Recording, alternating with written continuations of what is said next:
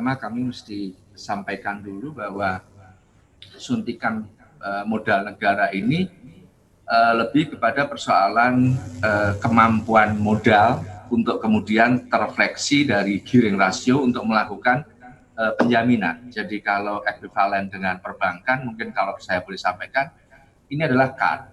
Karena kalau dari sisi likuiditas sampai dengan hari ini dan proyeksi kita pun sampai dengan akhir tahun khusus likuiditas, posisi kita tidak ada masalah, tetapi lebih kepada persoalan kemampuan kita untuk melakukan penjaminan.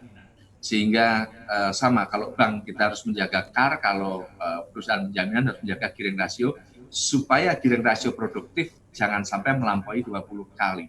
Itu kira-kira seperti itu. Sebesar apa nih Pak untuk dari sisi 3 triliun yang akan di leverage nih Pak? Gearing rasio maksimal untuk penjaminan kredit produktif adalah 20 kali. Jadi kalau katakan sekarang ada penyertaan baru dari negara ke modal 3 triliun, itu ekuivalen saya bisa melakukan penjaminan sebesar 60 triliun. Hanya sebagai gambaran saja bahwa kur yang harus disalurkan sampai dengan akhir tahun oleh perbankan adalah 190 triliun untuk tahun ini. Dan tanggal 26 kemarin kita sudah mendapat surat penunjukan dari Kementerian Keuangan bahwa kita diminta untuk melakukan penjaminan nanti terhadap kredit UMKM yang terkait dengan program pemulihan ekonomi nasional yang besarnya masih akan dibahas lebih lanjut.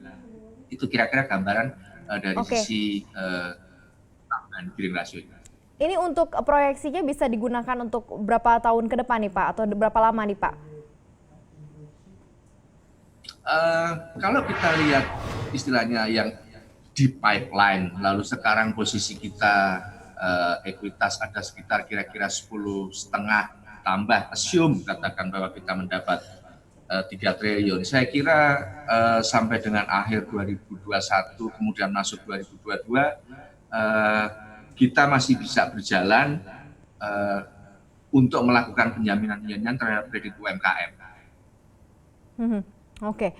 Ini cukup besar dan potensial juga ya. Kalau kita lihat di masa saat ini kan dari sisi jumlah klaim ini kan meningkat ya. Di klaim kurnya naik 26,1%, non-kur juga 4,9%. Nah ini kalau pada saat ini seperti apa tren yang dibaca dari Jamkrindo ke depannya nih Pak?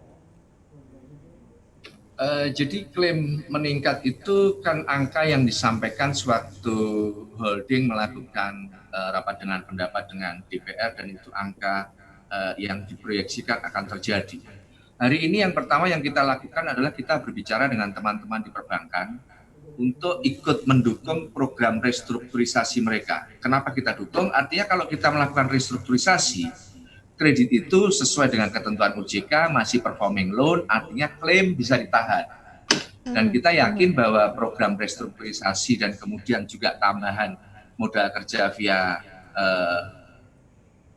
kredit dalam rangka pemulihan ekonomi nasional ini, itu bisa menggerakkan lagi UMKM yang kita harapkan proyeksi klaim itu tidak seperti yang diproyeksikan, karena kita juga berusaha melakukan dalam tanda petik perbaikan via berpartisipasi di restrukturisasi itu.